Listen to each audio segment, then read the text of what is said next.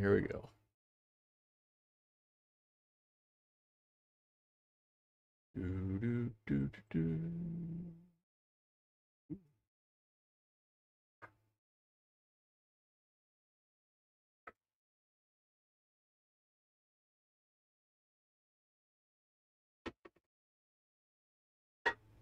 I got a streamer. Move this over here. Got my YouTube. Live streaming would be a lot easier with multiple monitors. But I only have one monitor. All right, let me get my headphones so I can hear if anybody says anything. Oh, I need new battery for my headphones.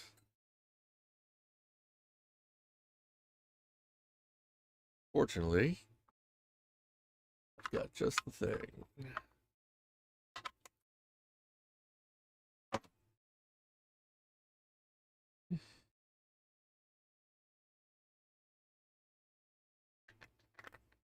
Click.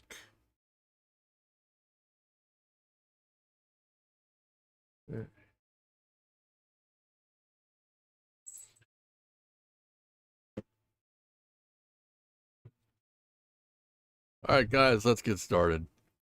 Today, in the mail, I got this wonderful box from Aliexpress. It does not have a brand name anywhere on it. It says HD camera, high quality video surveillance camera. Nothing is checked on the options here. It is a very generic looking box. But that's all right. I don't care about the box. I care about what's inside.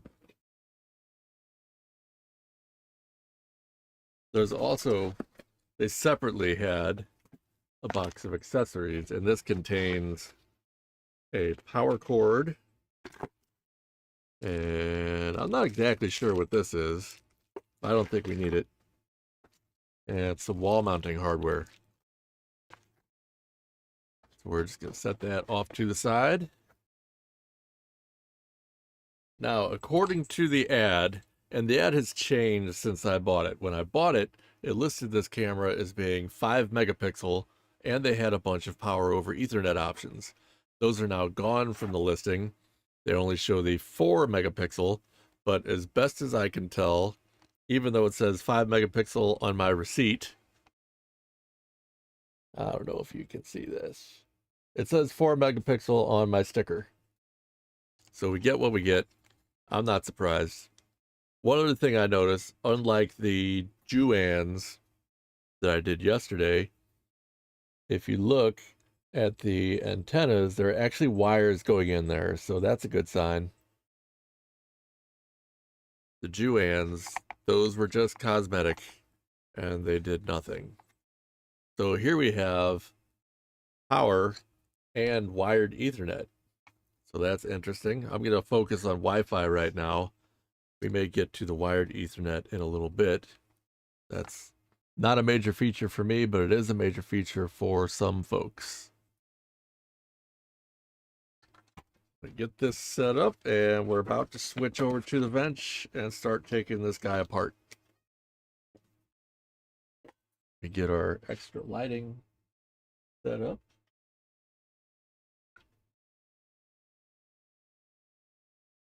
And let me switch the view.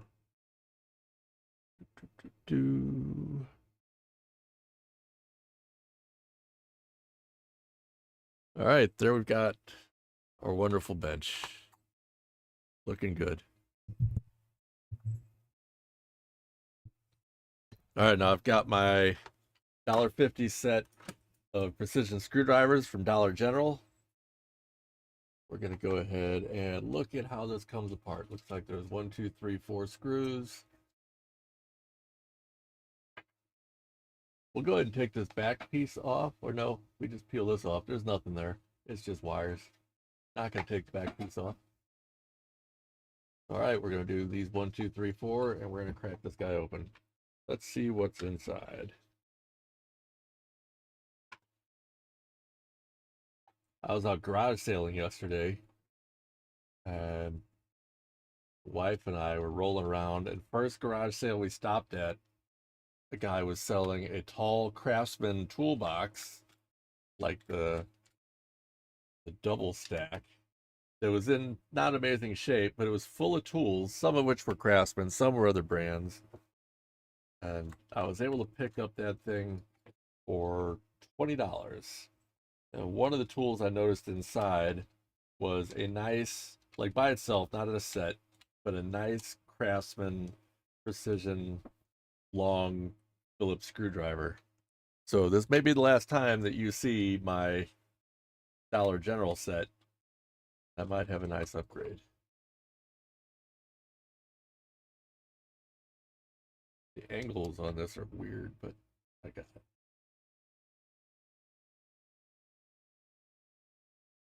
Now we do have a firmware file, presumably for this camera already. So we've got the hardware already supported, but I think I might be the first person stateside to actually have one. And we don't have a friendly programming method as of yet. So that's what I'm looking to change today. All right, so here we've got our circuit board.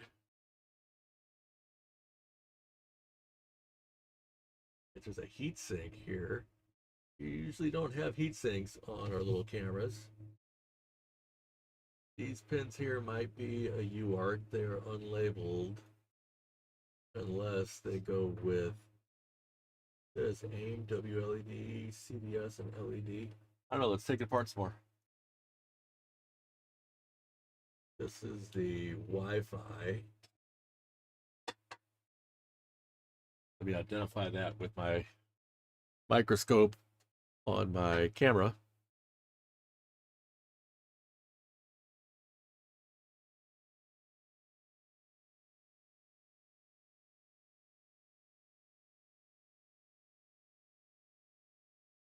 RTL 8733 something.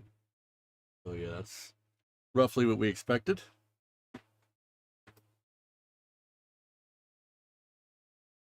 And we're gonna pop this board out. If the processor is actually under a heatsink, that would be a first for cameras that I've bought. I've seen some under an RF shield before,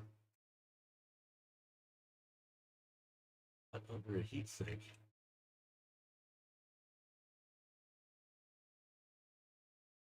All right, all the screws fell inside, so that's great.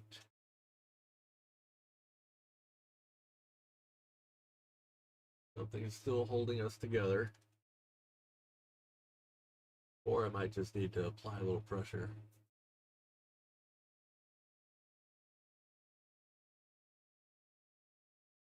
Yeah, I think I just need a little pressure. Kind of wedged in with the SD card slot.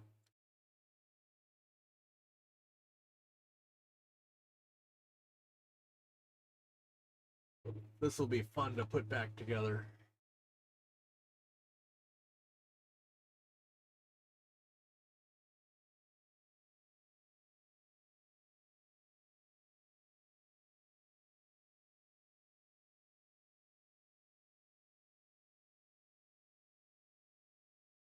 Okay.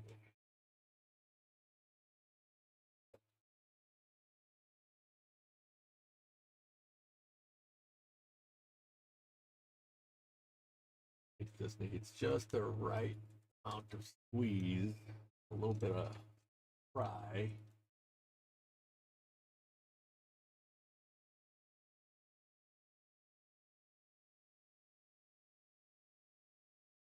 Really in there.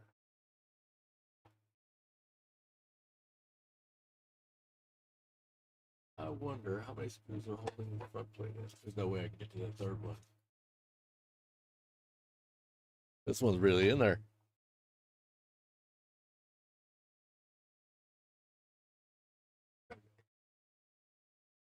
Success. All right, so here on the front, got our flash chip, where that is. We will be taking an image off of this right away. This header over here is still not labeled, but I'm pretty sure that's going to be our UART. We'll hook up to that once we get our flash read. And I would really like to take this heatsink off, but I don't want to break it, but maybe I can hit it with a little hot air. But that might be unnecessary. I don't really need to see it because we can assume what that chip is. So let's go ahead and get our programmer out, and we're going to start by taking an image.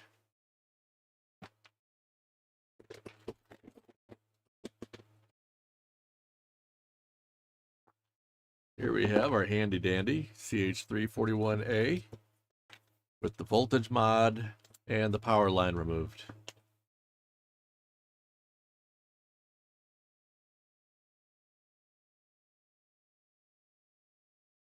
And get this dude plugged in. See about orienting it correctly on our chip.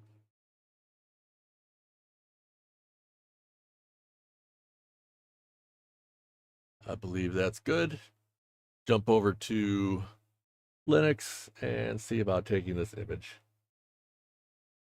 Give me just a second to switch here.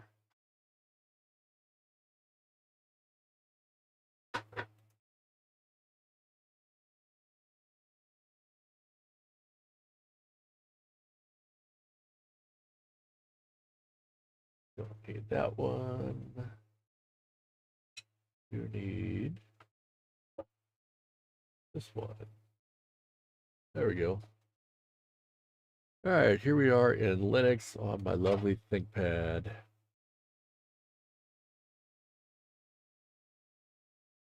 Work directory for this guy. And we're going to use flash ROM. Our programmer is a CH341A underscore SPI. We're going to read pptech1.bin. All right, so it did detect close enough a device that it can read. And this is a 16 megabyte flash chip, so it'll take a minute to read. Once we get it, we're going to go ahead and read a second copy of it so that we can do a comparison, make sure we got a good clean read, but we're also going to go ahead and start examining the flash instead of waiting. Come over here and get ready.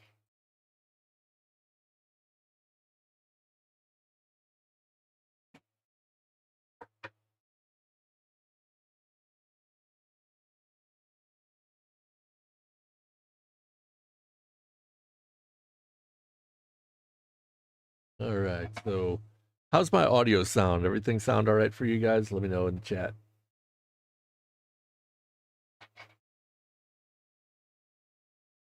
Should be ready to move on again here in a second.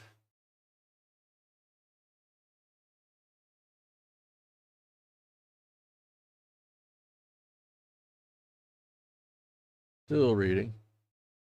Flash ROM is none too fast, but it does get the job done.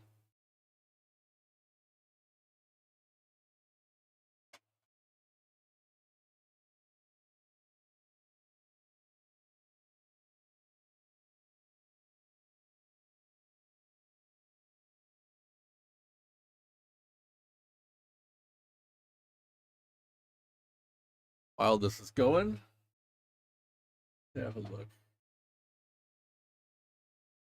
Now the factory firmware has a username and password written on it. It's admin for both. So if you were to try and mess around with factory firmware, which we might be doing, we'll see. That's what'll get you in.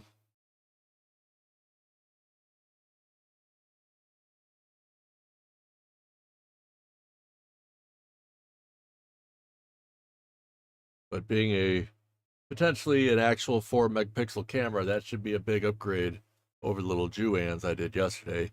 But these are really cool, and I just ordered 4 more from Temu. So you have not seen the last of the $4 Juans. All right, our flash is done. We're going to go ahead and start reading a second one for comparison. Then we're going to jump over here and we're going to bin walk.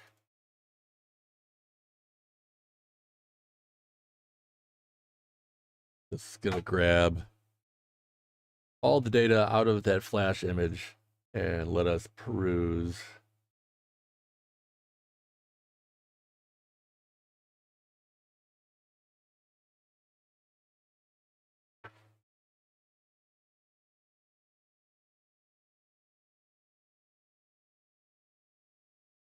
I wonder why it's so slow on this file. Usually it only takes about 3 seconds to do the whole thing. But whatever, it's still going.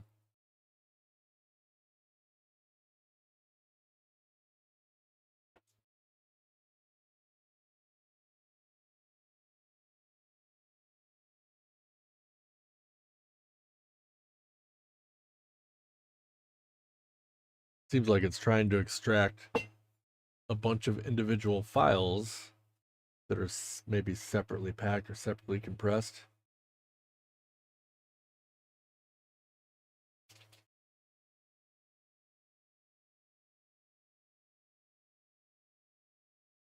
We might be done reading the other image before binwalk's done.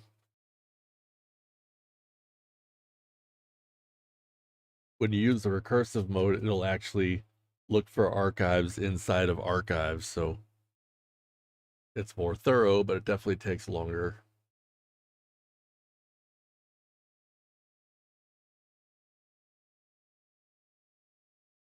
Oops, that was just me.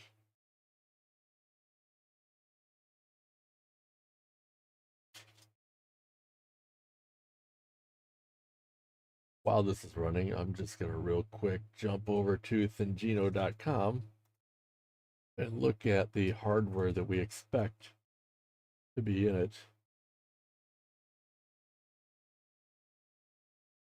Okay, compare the label here.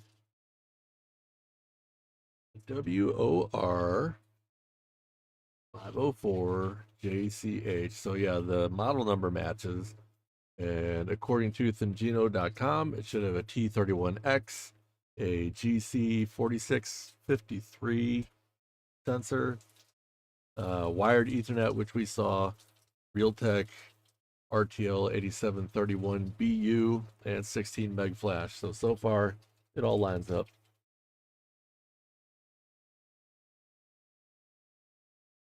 All right, we're going to open another window, I think, and look at what we've already extracted while it continues to extract, because I want to look at U-boot. Well, this is done now. We'll just do it from here. Actually, we'll do our MD5 sum first. They do match, so we do have a good read.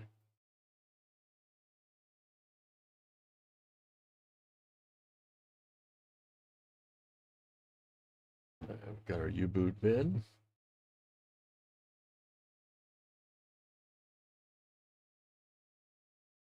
And we're just going to give it a quick once over with less. See what interesting things we can see, or with strings rather. But we'll see what interesting things we can see. Looks like it's compressed. Oh, here's some stuff.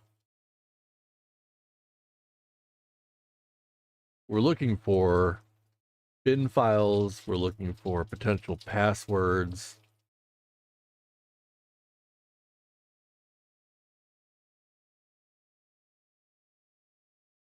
So this is obviously the first time I've seen this camera, so we're figuring this out together. Yeah, see, here's suggestion that there might be a password on here. Not that that will slow us down in the least, but if we could find the password, that would be better than bypassing the password.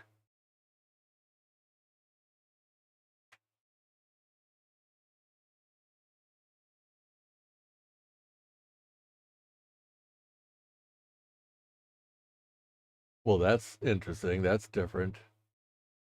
This is not what I expected to see here. We might have a dud.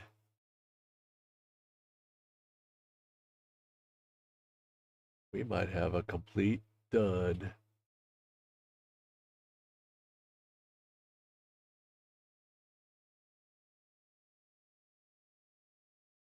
Boys, I think we might have been bamboozled on this one,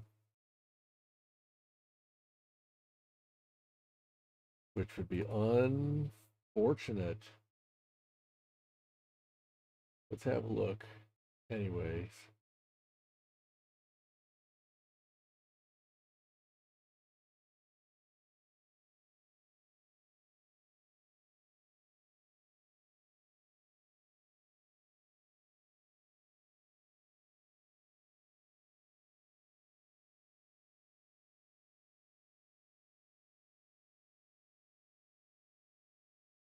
yep, my friends, we have been bamboozled. We don't have a Thingino capable device. We've got some random ARM processor. That doesn't mean we can't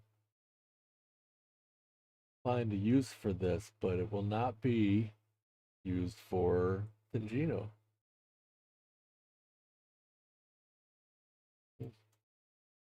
We'll go through some of the normal stuff that we do.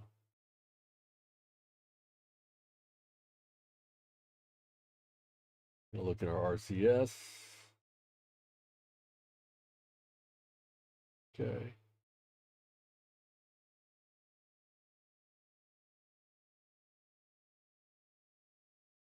Not much to see here.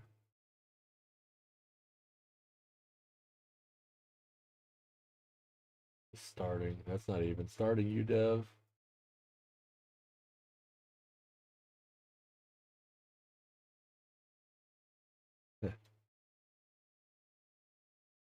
Okay. That runs the starts. Oops.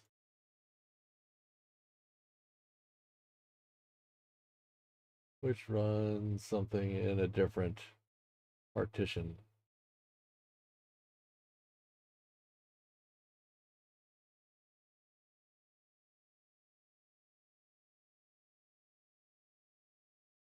Well, I have to say I'm disappointed in this because going by the specs, this was going to be potentially the new top dog for Thingino outdoor PTZ with a lamp, having a nicer sensor. Like right now, the model that I recommend is the Wansview W7, which is kind of a mid-tier camera. And this would have been a big upgrade, I think, from that.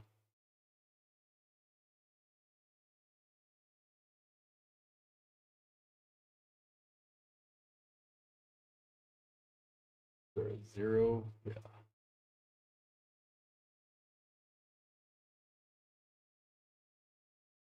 All right, well, there's a lot of stuff in here.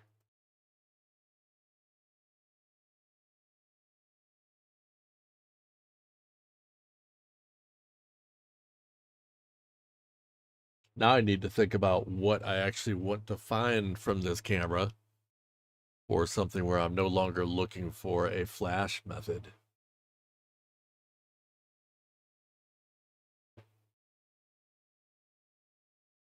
Like we can look and see if it actually does just support OnVIF out of the box, and if it's kind of usable with vendor firmware. We can look at U-boot and see if we can get a shell there. Most of the stuff I would normally do doesn't really make sense for this camera because it's not going to run Thingino regardless. So let's go ahead and we're going to undo the flash tool and we're going to try to set up a UART and we will boot it up and see what we can see. So hang on. Back to the bench. All right, we're mostly just going to unplug the motors because we don't want to move it around while we're trying to do stuff. Could be 2 motor wires. Got that one and one of these other ones. Zip tie on here for whatever reason. I believe it's going to be this one and that one. Motors.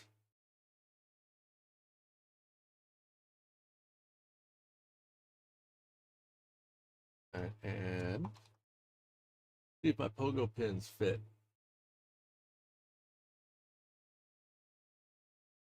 What do you know? They do. So we'll have to figure out which pin is which. Real quick, I'll get out my multimeter.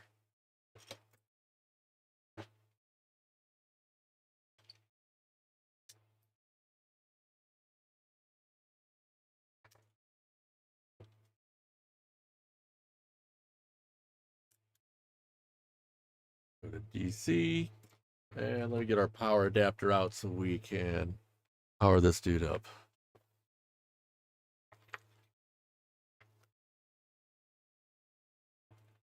I'm sure you guys can tell I'm pretty disappointed in this camera.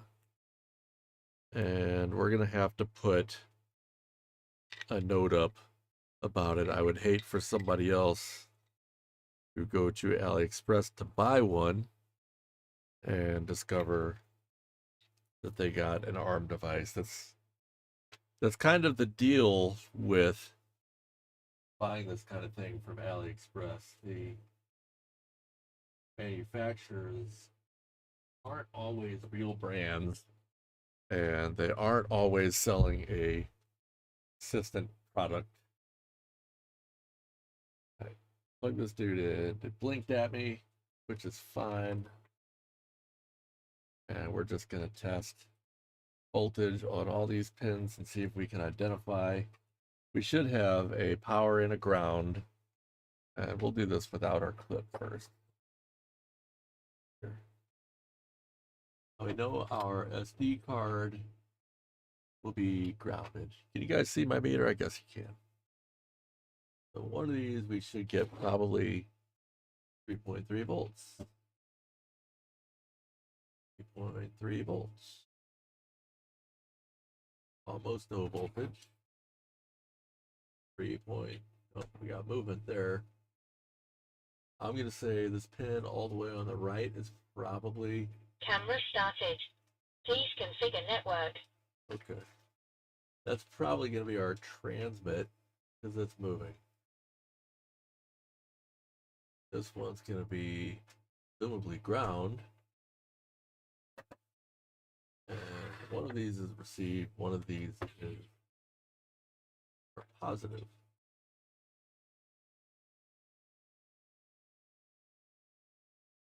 We will figure that out. So the second pin is ground. Line this guy up.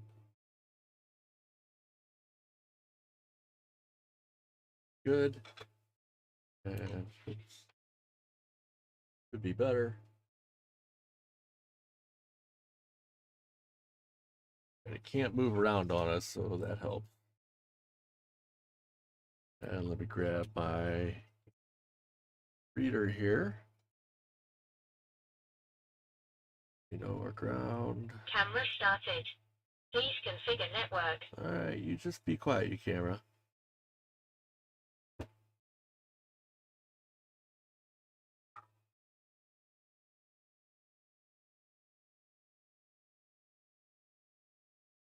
All right, so we think the one on the far right is receive. It's going to be white wire. Next to that, we'll go ahead and do this before we go. White wire, then ground. And let's just say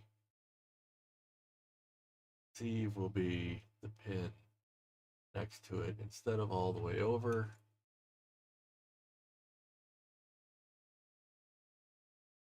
Up there. Get our flash programmer out of the way. Oops. This thing does not want to stay connected.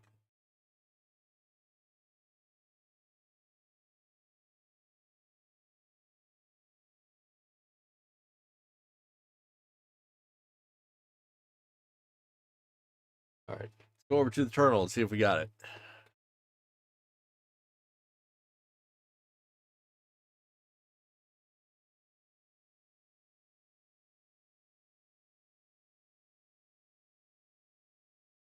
Hello, Minicom. Well, we don't see anything there. We got at least one of the pins wrong, but let's repower it and see if we get output. We do not. So let's move our receive over to the next pin. I was confident in that one. Let me check our connection. I was really feeling good about that, dude.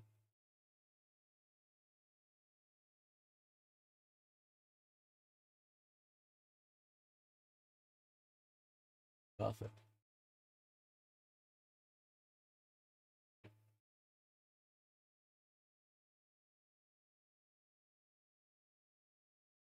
All right, well, I'm surprised. It's also possible that they label them backwards. I've seen that. So we're just going to swap PX and RX. See if anything changes. Yep, look at that, some noise. All right, we're going to unplug and replug. See if we got anything now. There we go. So we missed our chance to stop auto boot. We're going to try again.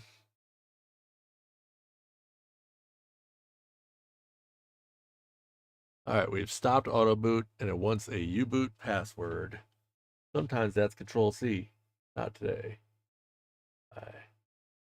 Root, password, U-boot, dev, TP tech.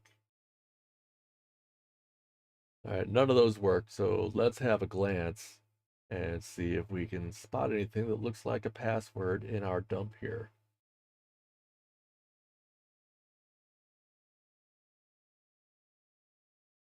Oh.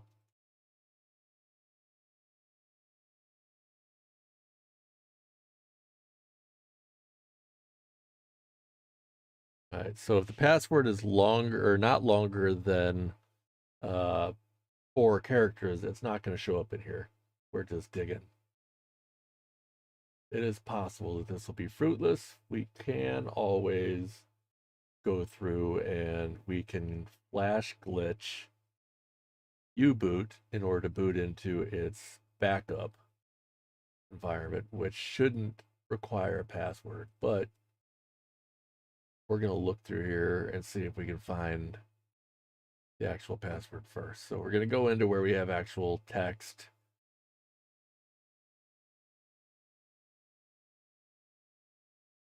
Yeah, we're going to start all the way at the top here. So it probably won't be surrounded by these function names. Looks like we get ultimate retries also. That's nice. So like we saw A's, saw some B's. None of those did anything.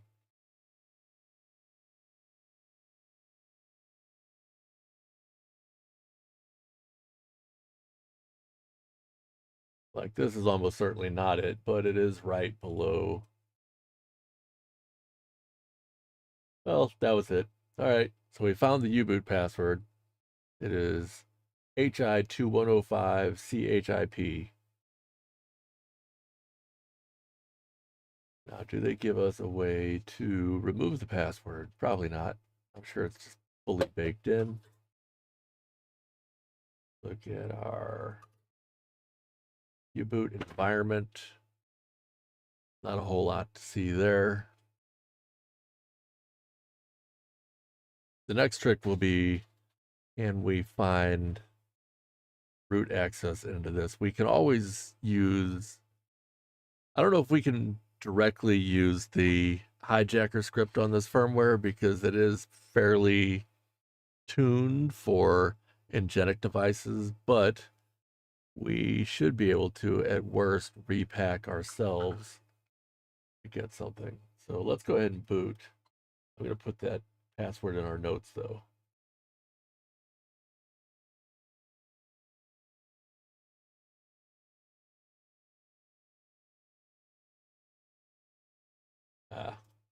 We'll just reset and let it boot on its own, do its thing.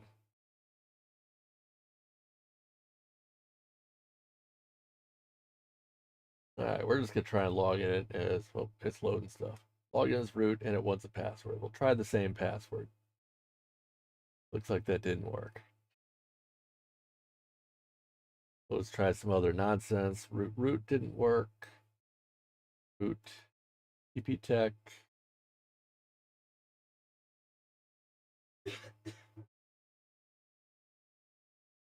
IP camera. It's awfully noisy.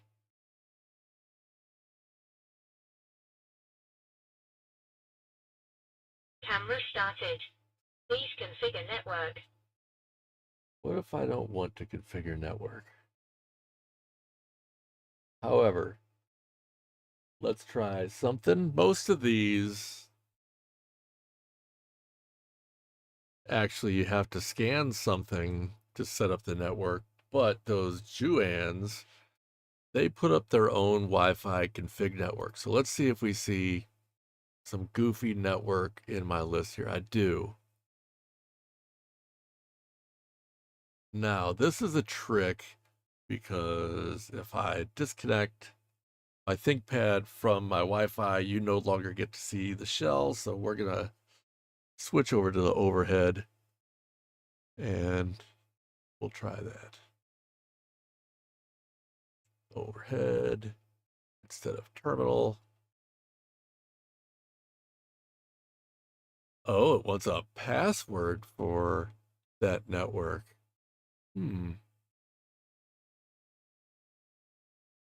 That seems like something I should be able to get out of the firmware. So let's look at that real quick.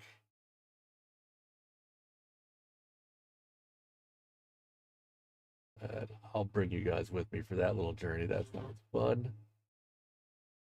Terminal, not overhead. Here we go. All right, we're going to go into our extracted. We're going to go into DFFS root, etc. What is wireless here? Wireless was a symlink to somewhere else. Let's look at that init tab too. All right, nothing too interesting there. Look at our shadow file. All right, so we do have a root password there that will take more than a minute. We'll go ahead and we're going to drop that into our notes.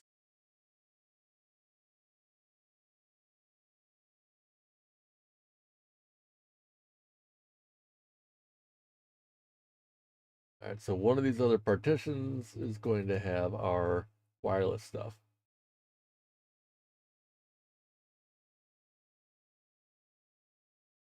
Okay, 0 is Wi-Fi.conf. That's definitely not it. That's not what we need.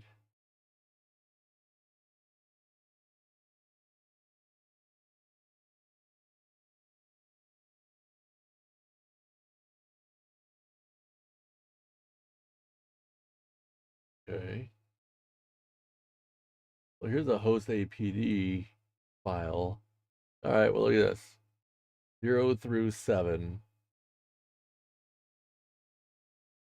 Let me add that to my notes. Yelling at me again.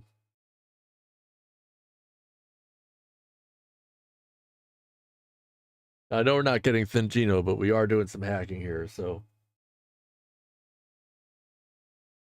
better than nothing.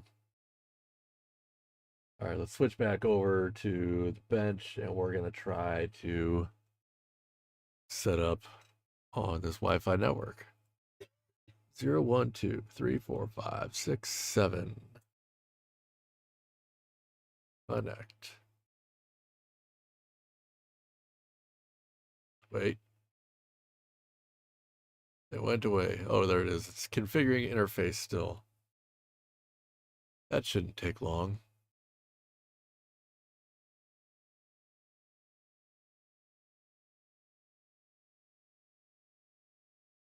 It is possible that those credentials are not actually what it uses, despite being in that file.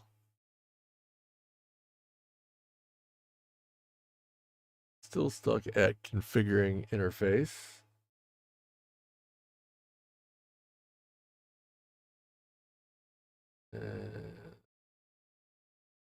Interestingly, the WPA, the host APD here does not name the network. So it's getting that name from somewhere else. This is definitely not just connecting.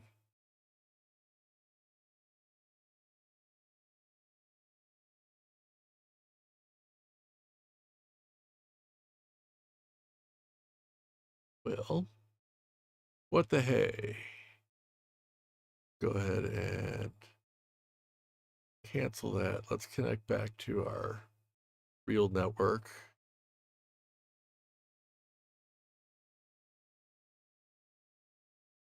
In theory. Well, network manager's being a bit of a pain here.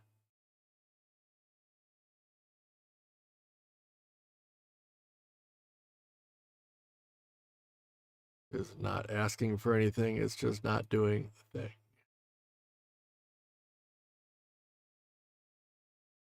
All right, I was able to connect back to mine. I'm going to go ahead and try connecting to theirs again. I feel like I put in the correct credentials and maybe it was just being goofy. I think it was just being goofy because here we have a session into it. So let's look. Our IP address is 192.168.1.100.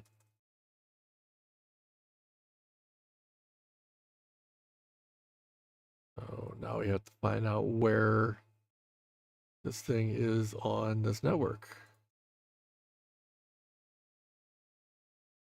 We'll just do a quick nmap of the network. Check in over here, see what's going on. Hey Adam, how's it going? Gonna get some use out of this camera, one way or another. All right, so it looks like 88 is where this one lives. And it looks like port 80 is open, so we're gonna try and go to that.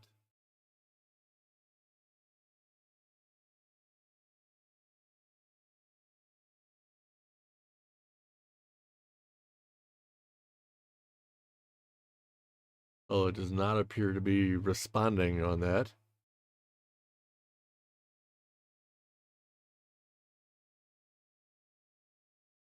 Oh, because I put in the wrong subnet. All right, authentication required. I'm going to say we're going to go with the credentials on the box. Admin. That worked. Now, I wish I could share this screen with you guys a little better, but it's brought me to a little home page where you have PC view, which looks like that gives us, supposedly, that gives us a web interface like the Thingino preview page. If there's no video here, I can hear myself. Oh, there's video. Video caught up. And it just caught up in a hurry.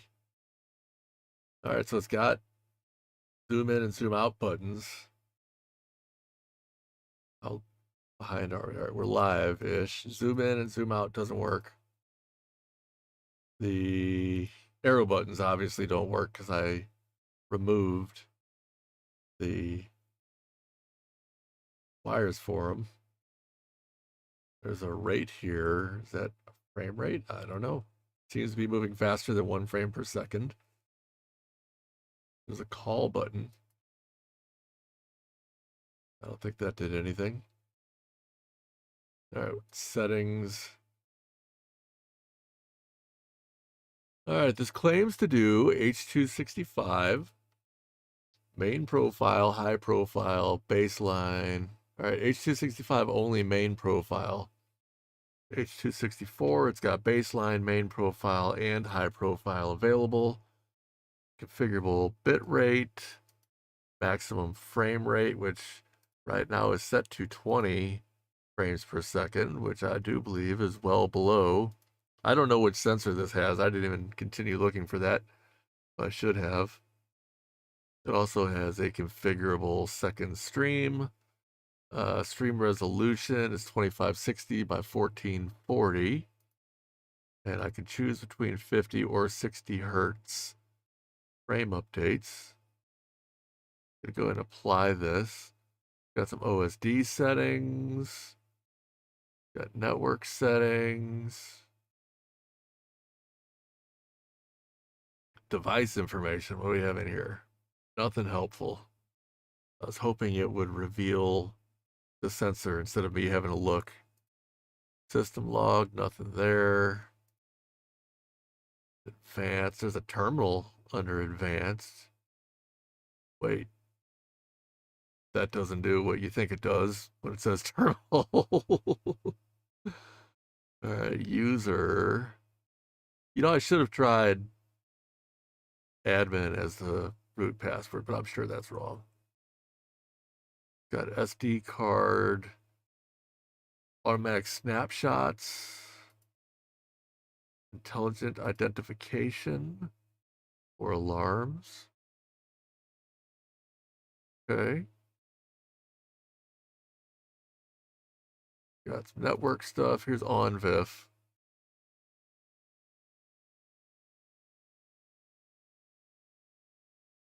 Just really on and off and server port. Nothing too helpful there. But you know what? We'll try OnVIF on this while we've got it booted up here, I think. Because we know how to access it from Wi-Fi.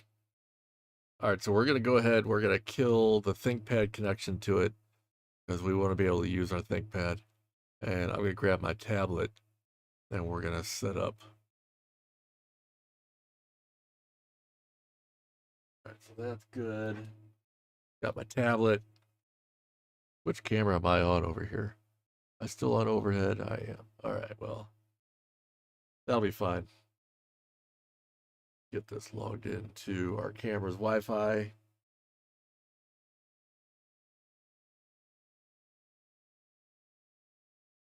Zero, 1, 2, 3, 4, 5, 6, and 7.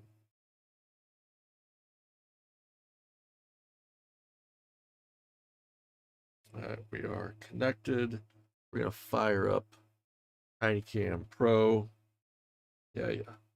We're gonna add a new camera. And I gotta set this to OnVIF. Really, I should have this where you guys can see instead of just doing it. Host name or IP address 192.168.1.88. OnVIF port number 8080. Username. We're just assuming that it's going to use admin. Okay. Oh. TinyCam is alerting me that the password I've entered is weak. Not my fault, lady. All right, live view. Let's see if it comes up. All right, looks like it's upset about being H.265. My tablet doesn't have a good H.265 encoder, decoder. But, all right, I should change that to H.264. Let me get the web interface up on my tablet also, and you guys can see what that looked like.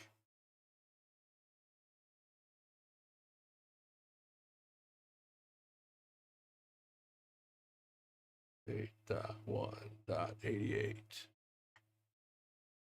All right.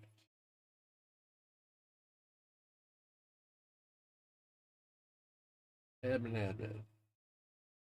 All right, PC view. All right, here is the page that I was looking at on my laptop. And most of this stuff doesn't do anything. Go to settings. We're going to come over here. We're going to go from H.265. We're just going to go to H.264 baseline because that should be easy.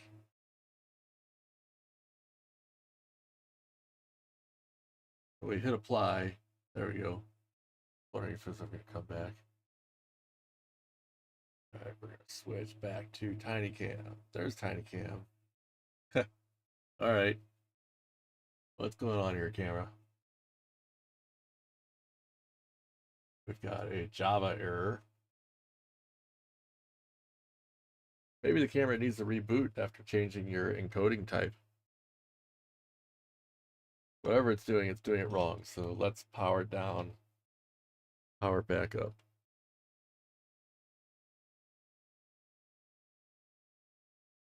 I was really hoping to be able to try out the lamp.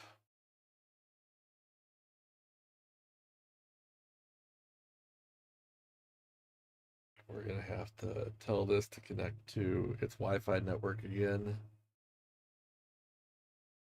Once it appears.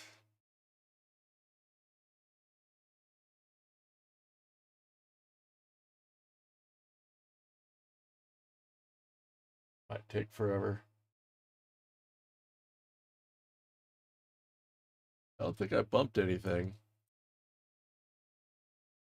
I expected to see the Wi-Fi already.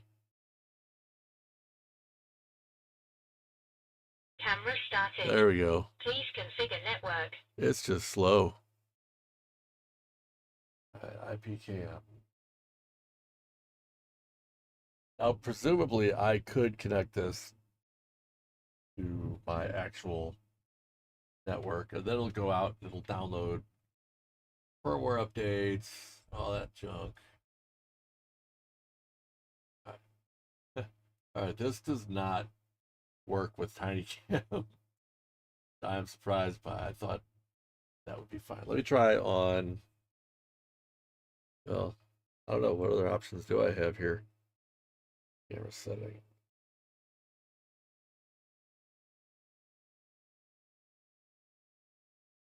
Yeah, this should just work. And it doesn't. This gives us a error.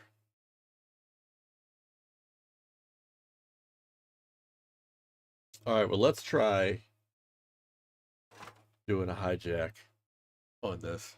Let's see if the hijacker script can just do it, or I don't think it will, because the partitions on the flash chip are going to have different names. So I don't think that's going to work automatically at all.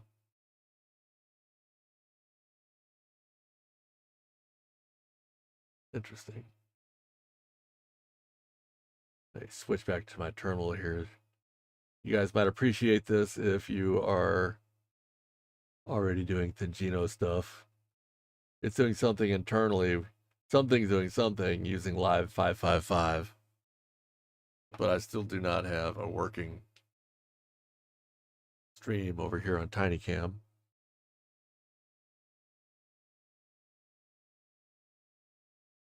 All right, so I want to jump back to U-boot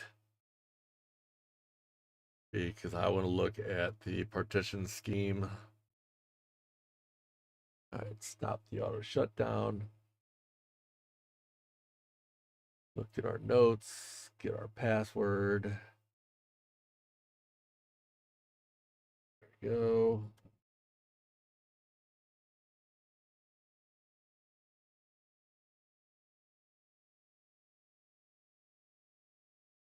Yeah, I don't think Hijacker is going to work with that, but we're going to try it.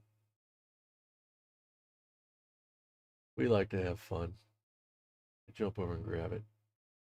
Hey, William. So I've got a IP camera that I got from Aliexpress that was supposed to be Ingenic powered and have pretty nice stats, and it turned out it does not, and it is not. So we're trying to make the best of it, but it is what it is when you buy from Aliexpress. So we're gonna jump over. I'm just gonna grab the hijacker script real quick. I probably already have it on there, but I'm just gonna grab it again.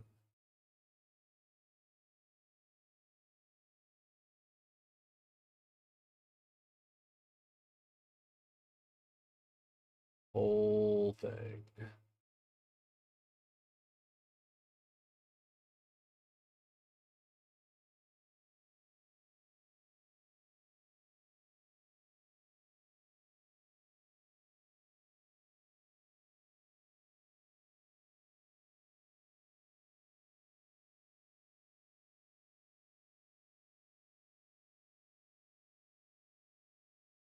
Yep. Didn't expect that was gonna work.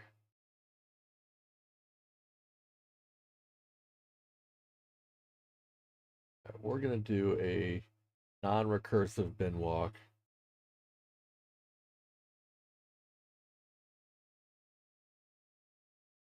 Get rid of our extracted.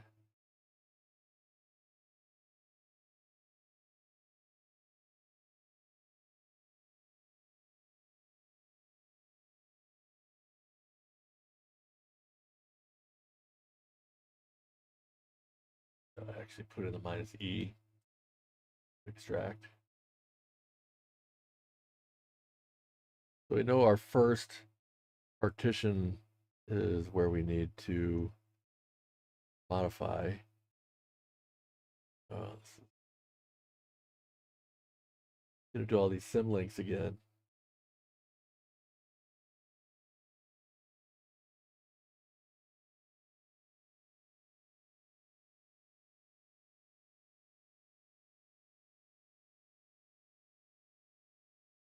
All right, meanwhile, boot back up.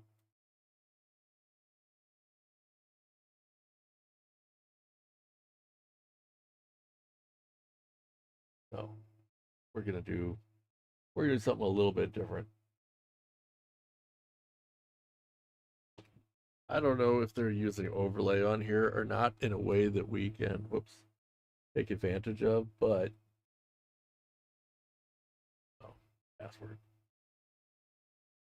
Still going over here.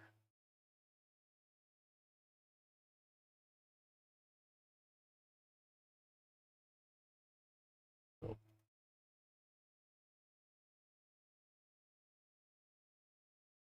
We have our password. May continue. Look at our boot command.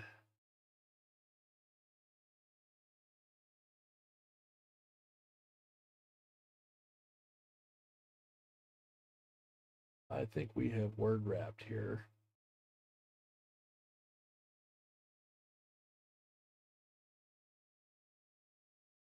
Okay.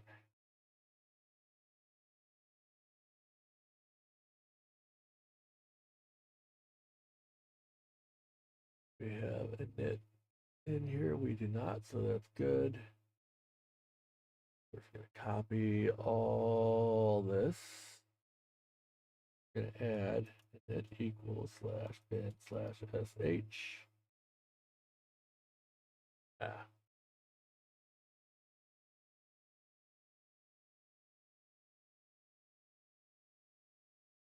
What doesn't it like there? That should be fine unless I'm not supposed to put the equals on the beginning of the line. Could have done that wrong.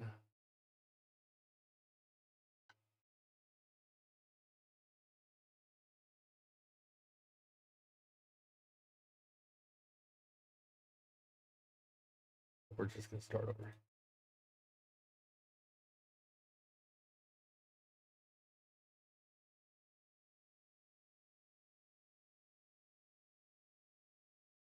All right, and then to be able to boot up. But it doesn't have the boot command, which is interesting. All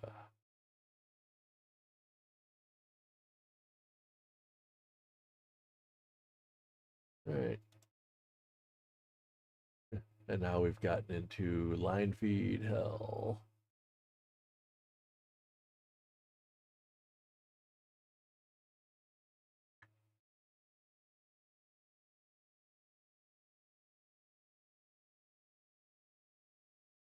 All right, well, that didn't work. Let's reset.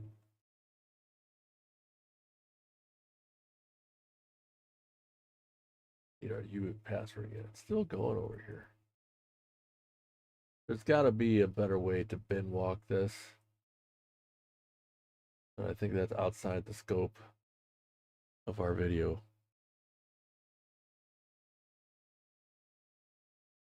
All right, how do we get line feed turned on?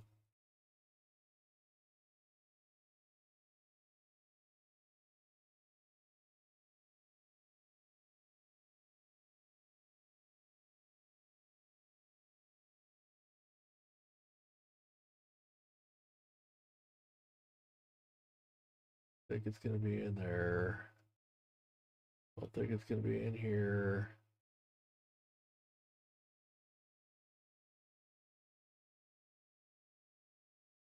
Oh.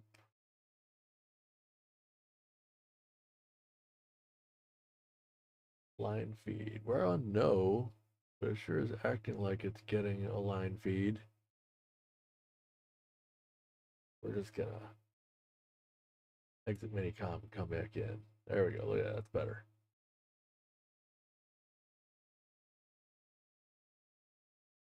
All right. Wonder if we can write to this U-boot. I'm gonna assume that we can, and we're gonna try and do that.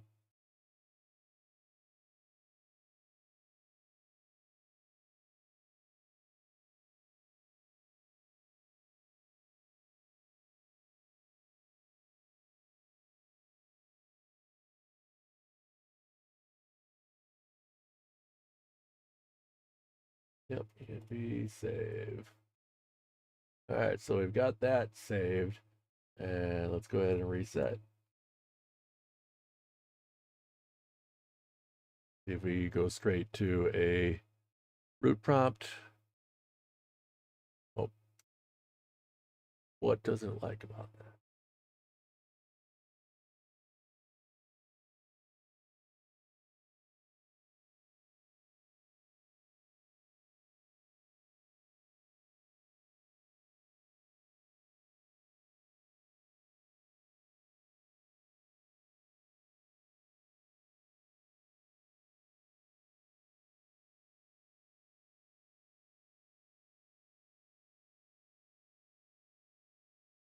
It's very strange for that not to work.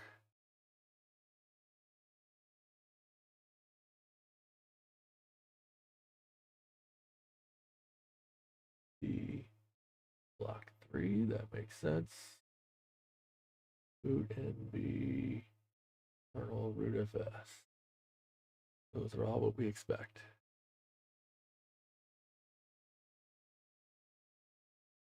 All right, well, we will take that out so that we boot again, but it's not clear why that didn't work.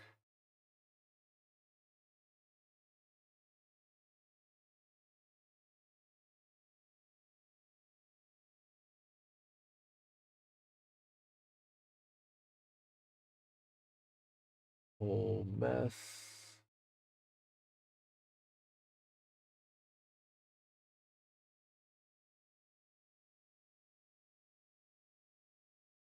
And now it should boot back up.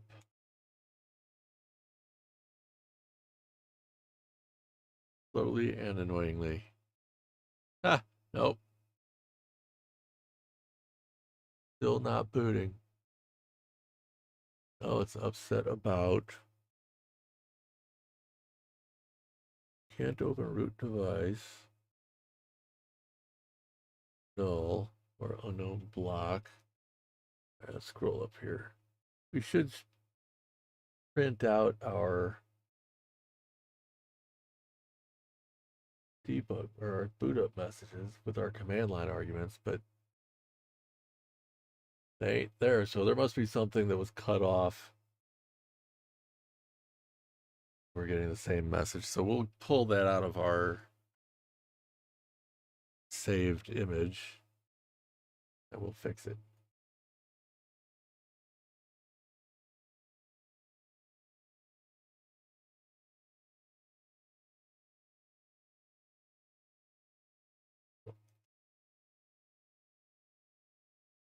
No, we don't have.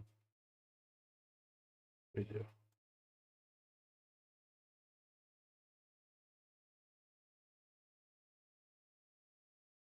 All right, well, that's where I thought we would find our boot params, but I guess they're going to be. There was that second little block of memory that was right after.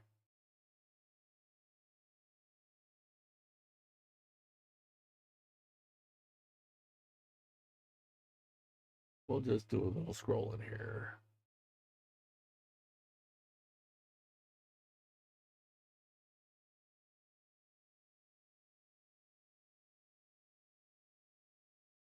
Did already pass where the 256 barrier is.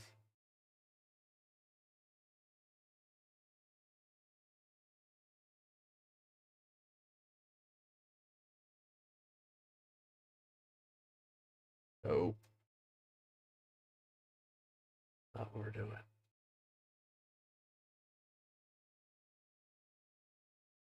That's what we need is here.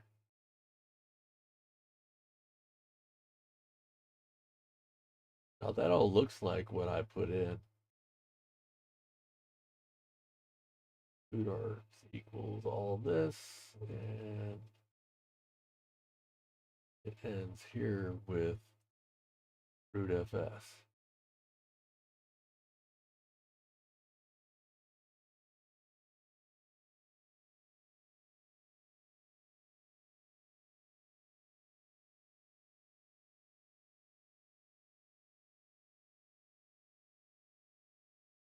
There we go. That should be a complete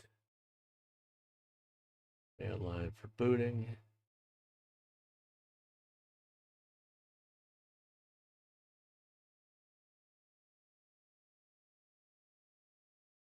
Looks an awful lot like what's already in there.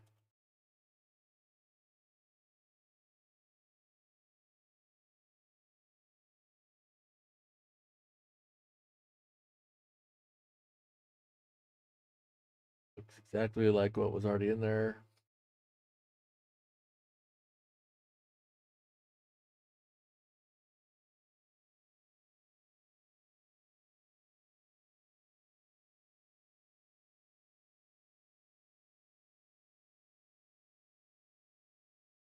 Now notice we don't get the initial kernel messages, which could show us some things, but it's possible that it is just upset about the U-boot environment having been modified. This part did not make any real sense. But we're also losing a lot of our debug messages here. If there's anything we can change in here for console. Maybe we don't need this early con bit.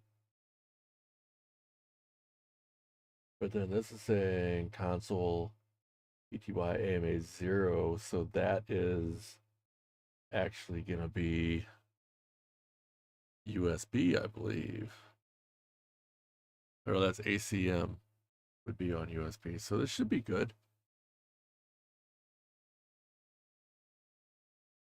All right, well, the easy quick fix is just restore it from our flash, which doesn't get us a whole lot of fun, but we're going to go ahead and do it. Get out our friendly flash programmer, which I put over here. Disconnect our serial. We can play with this a little bit more with the factory firmware. See what we can learn.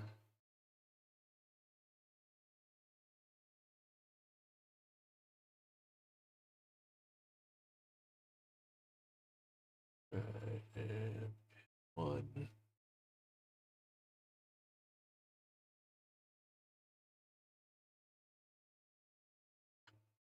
Perfect.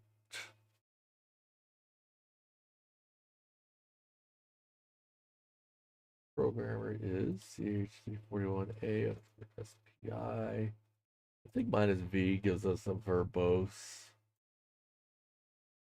All right, TPT, tptech1.bin. Ah, have to actually path it out. What I missed? I guess the minus V is not helping. Oh, might not be on right, so we're gonna just pass. Yeah, I don't think I'm. That's not a command. All right, I'm not on right, so let's fix that.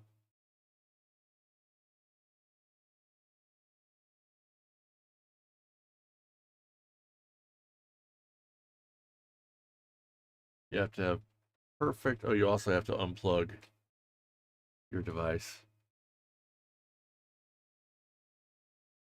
All right, so that works. Go ahead and reset it because it's going to keep on trying to do stuff. And then we're going to write. All right, so guys, what do you think? This is definitely a bummer on not being able to do Thingino, but I can go ahead and get it configured with Wi-Fi. Potentially, I'll have to look into the encoding on that password. I'm thinking it's probably not going to be super easy to get cracked.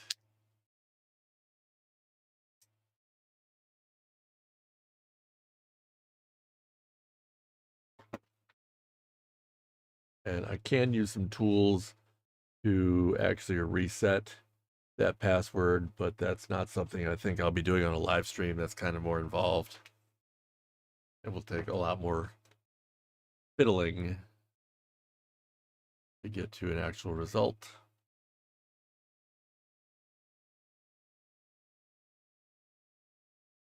See how our writes do it. Oh yeah, this takes forever with Flash ROM. Let's switch back over here.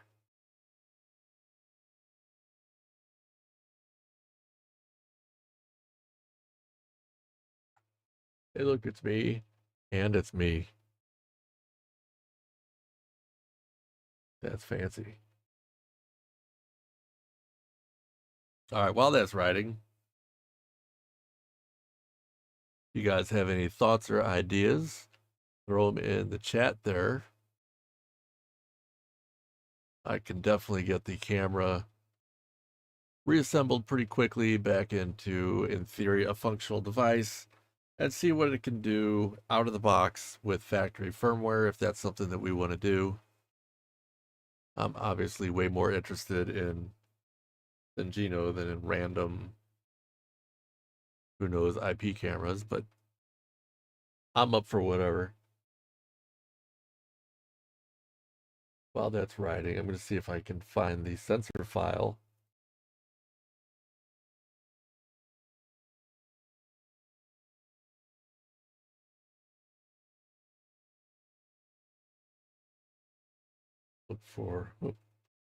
look for all of the kernel modules. Oh, that's so many. I expected there would be like 3, but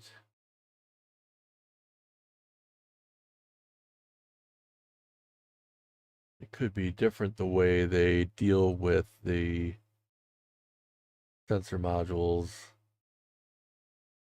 on ARM platforms, but I don't know why it'd be that different.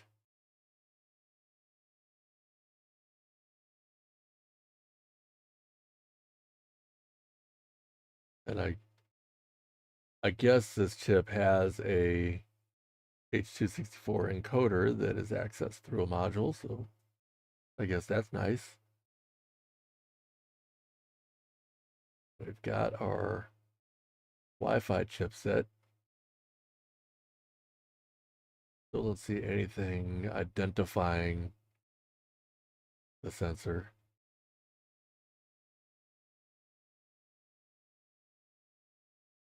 I didn't notice the sensor name going by. That doesn't mean it didn't. I just didn't spot it. These are all repeats of repeats of repeats.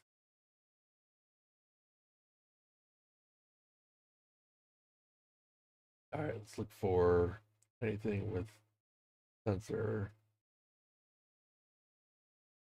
First, we will create a files list because it's quicker to grep.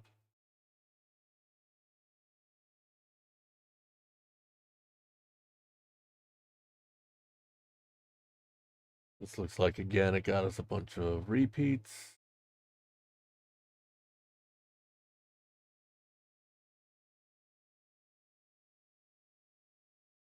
See if there's anything with SC4 or GC4. Nothing.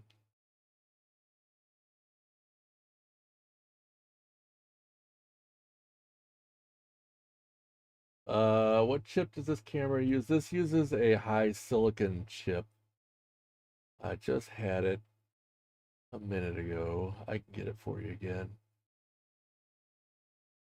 It should be right up here.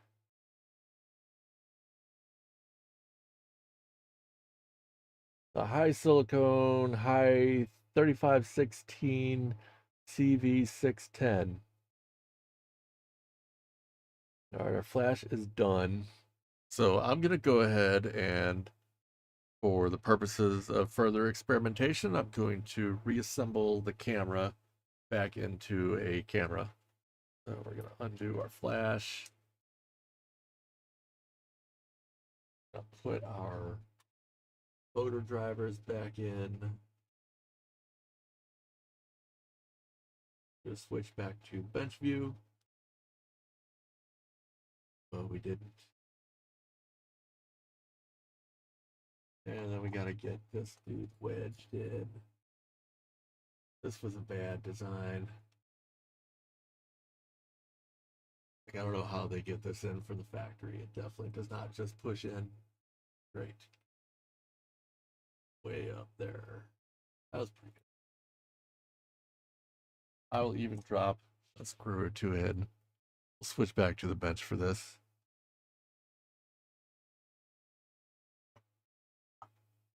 There we go. All right, these smaller screws times 4.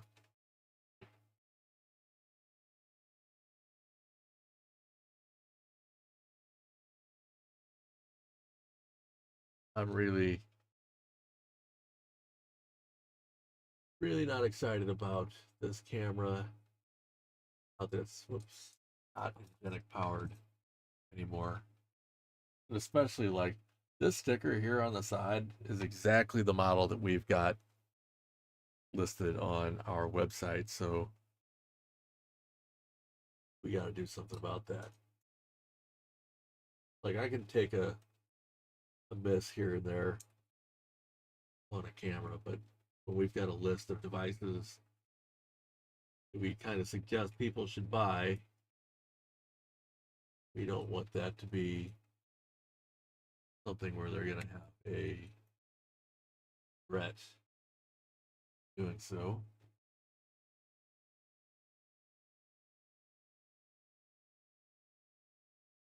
probably not the last time this camera will be apart, but you know, some of my experiments I was planning on doing with the $4 Yuans,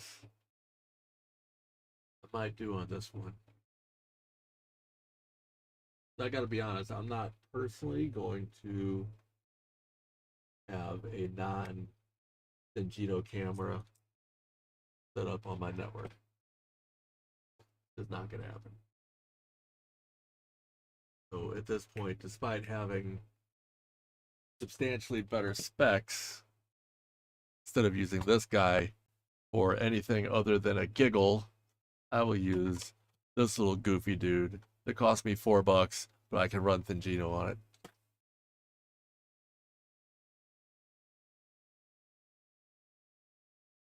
So I believe this goes in this way.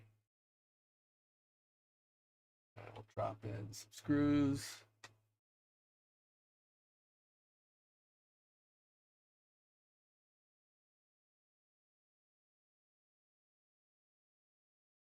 I'm even gonna mostly assemble this because just for a gag, I wasn't planning on keeping it together.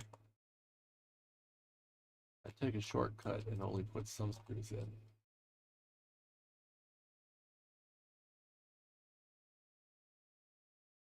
Do not. There.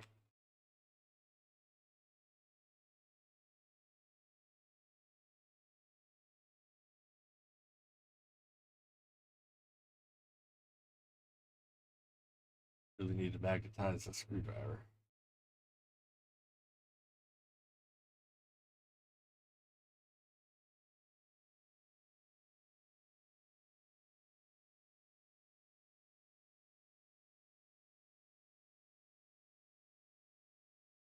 All right, maybe I'm only gonna put 2 in until I come up with magnetic screwdriver. That is tough. Like one of those ticket games at Dave and Buster's. You gotta get it just right.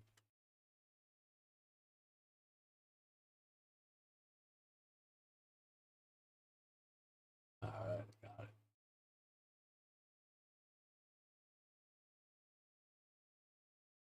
I might actually have it upside down because I did not expect this to be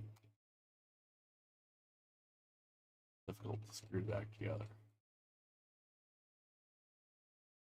All right.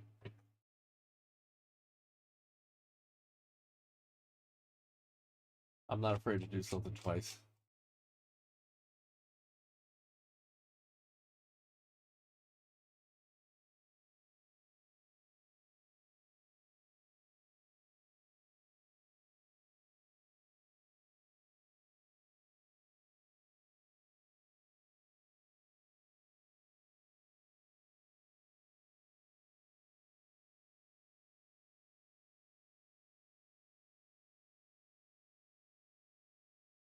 Well, that one's going in now.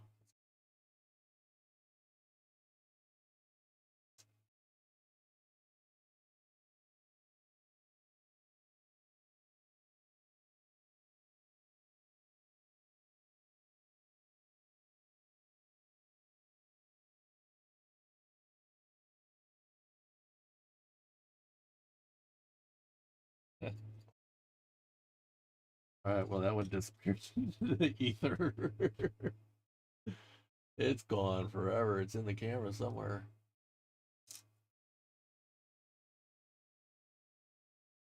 Nope.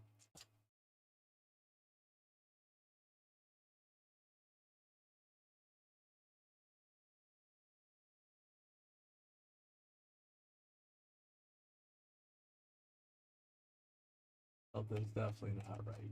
Must be a pinch cable or something going on in here. Usually taking apart is the hard part. Putting it back together, straightforward.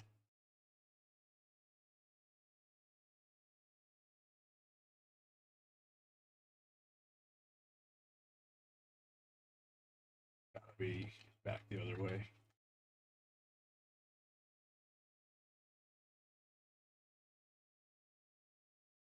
That actually fits flat. This is not the exciting part of the stream, I understand.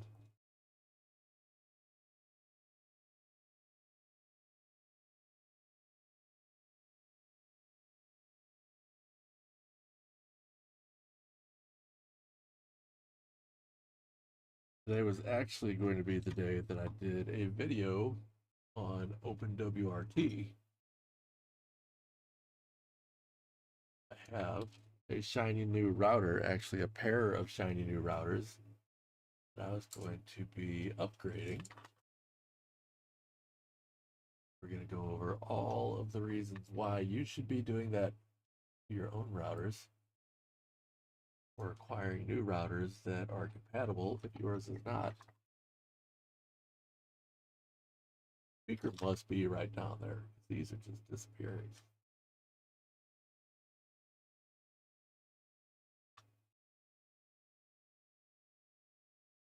A slot machine.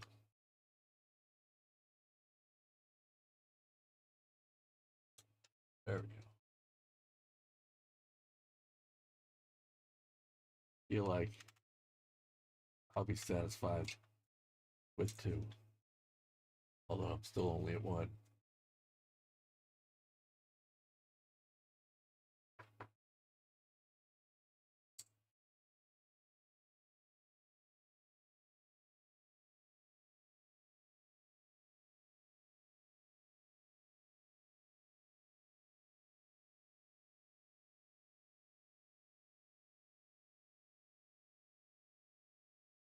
Got some more in depth on the software side hacking projects to do. And for one of those things, I need a new network that is just. Is my side thing off? Hang on. Hang on a second. Undo this. Put this back up. There we go. So here I've got actually a pair of routers that I got off Woot the other day for a super good price.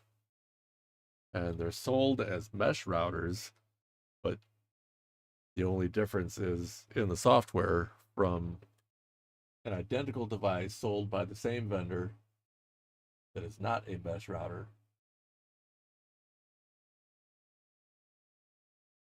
Oops. That screw's going forever. Anyways, I need to set up a private separate network to run some advanced SSL tools for trying to hack into vendor firmware operations on IoT devices. You guys may be familiar with some of those tools. Yeah, the other screw ran away. So this has 2 screws. Go ahead and power it up and we'll see if it makes it all the way to user land. Now that we have restored the firmware, put it back together.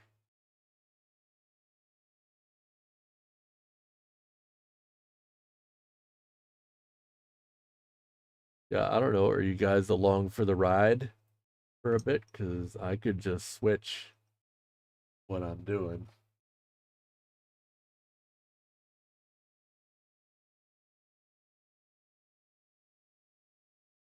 Yeah, OpenWRT is for sure the only way to go for home routers. Every time somebody comes in Thingino in our Discord and they're like, how do I get access to my cameras that are at home when I'm out and about? And like the default answer is you use the VPN feature built into your home router. And more often than not, the response that I get is my router doesn't have a VPN function. Like, what the heck? Like, can you even call it a router?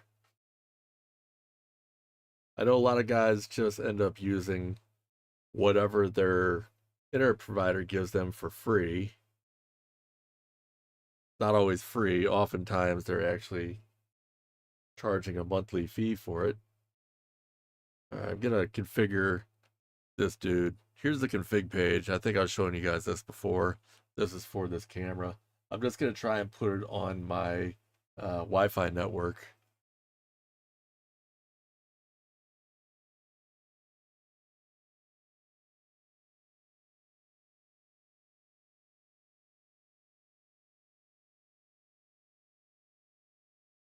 Anyways, every time I see that, I think it's hard to believe that OpenWRT, first off, isn't in use by everybody, but then also like manufacturers are still making firmware that's worse.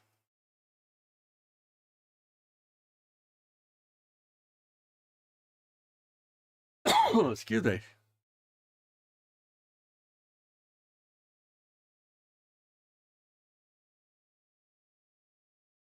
Connecting to Wi-Fi.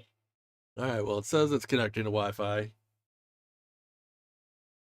We'll see in a second here. Like, ultimately, there's a few. Wi-Fi connection successful. All right, thank you. There's a few more things I could do with this camera, but the things I want to do with this camera are not on the table anymore. So that's a little frustrating.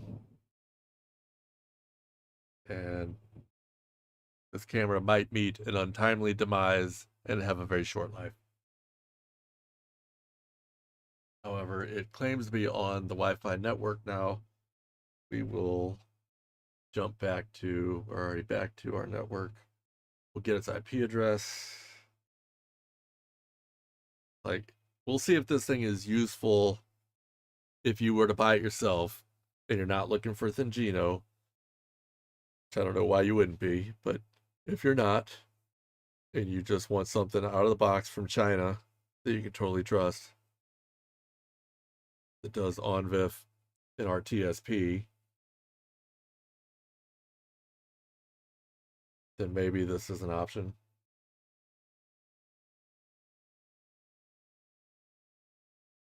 All right, clients list. What kind of stupid name is this thing gonna have? That's probably it. I don't know. Keep scroll. Yeah, I think that's it.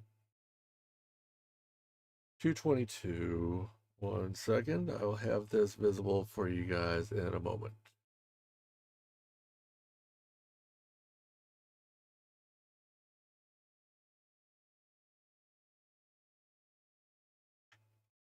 All right, here we go.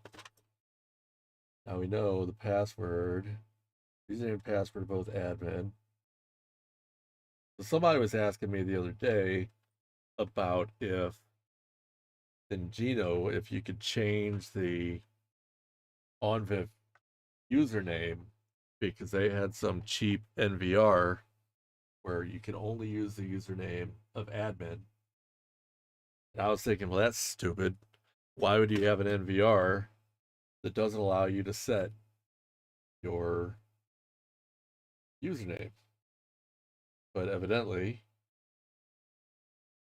it exists. I don't know how common it is.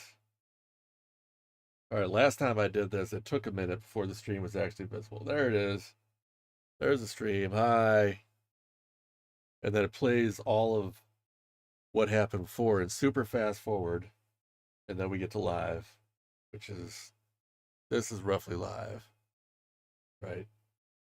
I'll see if Zoom works. Got buttons for Zoom. They don't do anything. Got pan and tilt. All right, so that seems to, that moves way too far in one go. Like maybe you're supposed to hit this button to stop. Oh, it just keeps on going.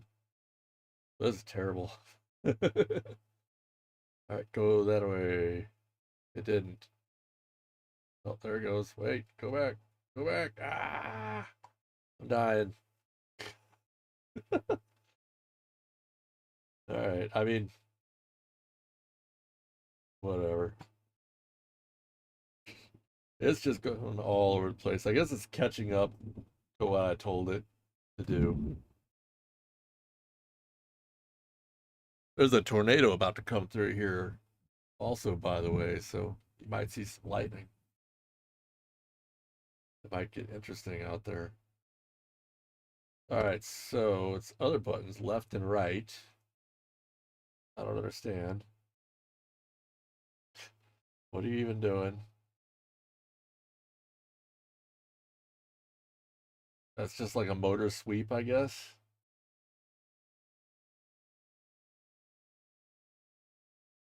It's got this call button. Doesn't do anything. I thought call would like make a noise. Doesn't seem to do anything.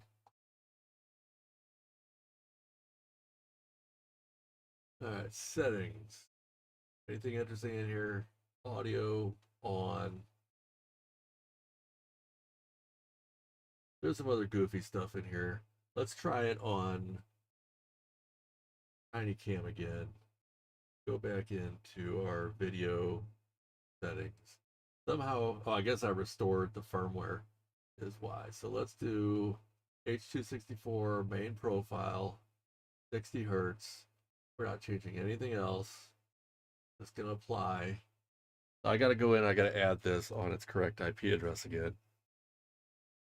Because we're on our actual network now. So camera setting, host name.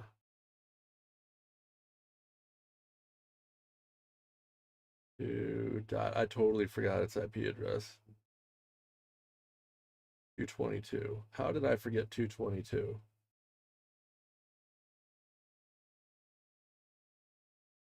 All right, camera settings are done.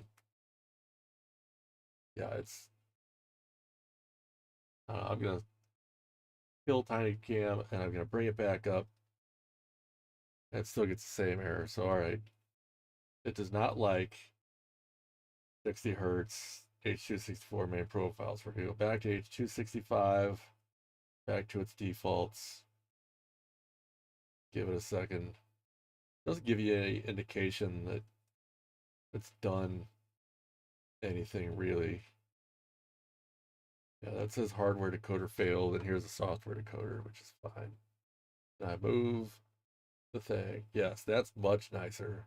There's a bit of a delay, but that's way nicer. All right.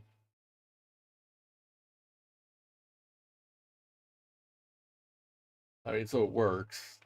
How do I control the lights on here? I probably can't. I thought you could do lights on VIF, but what do I know?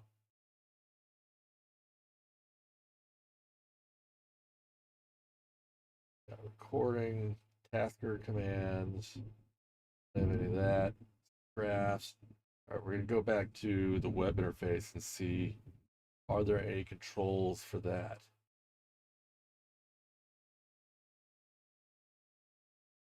I don't think there are. I think we're just stuck. Video, OSD, image, and audio. I could set my own OSD maybe. No, that's just the name. OSD set. All right, we're gonna try and set it to sucks. Apply. Turn off the timestamp. Because who needs it? Jump back over here. TinyCam. Gonna complain about H.265 not working, and then there we go. See, look here. It sucks.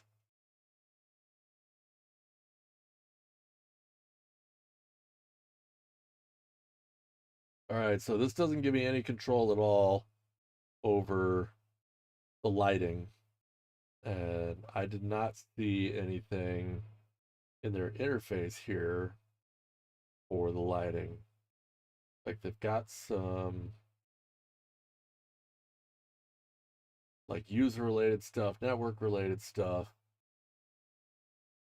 but I don't see anything about being able to turn on the lamp or the infrared. What happens if I cover I don't know if that's PIR or not. Might not be. We'll just cover the whole image sensor. Yeah, so I don't see any kind of like auto night mode happening when I cover it. I would say this firmware is not very good. And they definitely are going to want you to just get with their cloud service instead of trying to use it locally. So I'm not saying that this thing is going in the trash can, but it's more I'm saying it's not going in the trash can yet.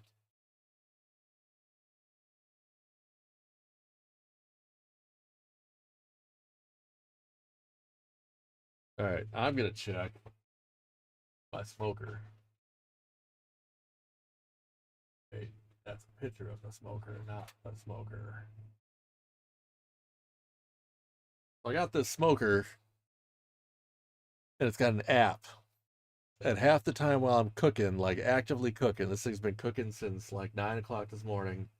Half the time when I open the app, it'll play that video and tell me I need to log in, which obviously is not what you want when you're trying to monitor your food. It's looking good. Moving right along. We've got another 11 degrees of cooking, but it's a pork butt, and it's probably at the stage where it stalls. I don't know if you guys use smokers, but pork butts like to stall at a certain temperature. All right, so here's what I'm going to do. I'm going to go ahead and wrap up this stream. I'm going to see what's going on here because I've been doing this for, I don't know how long. How long have we been live? It thought it told me how long I've been live. Anyway, I've been live for a while. Looks like an hour and 42 minutes. So that's been a little bit. Anyways, I'm going to see if I have time to start up the OpenWRT thing. If so, then I'll have another live stream going in a minute. If not, then I'll probably do that tomorrow.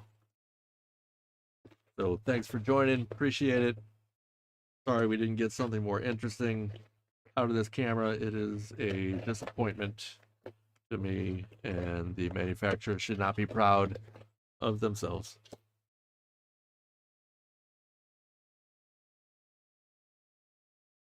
So, all right, we will catch you in the next one. That might be right now. That might be tomorrow. We'll see. Take care, guys.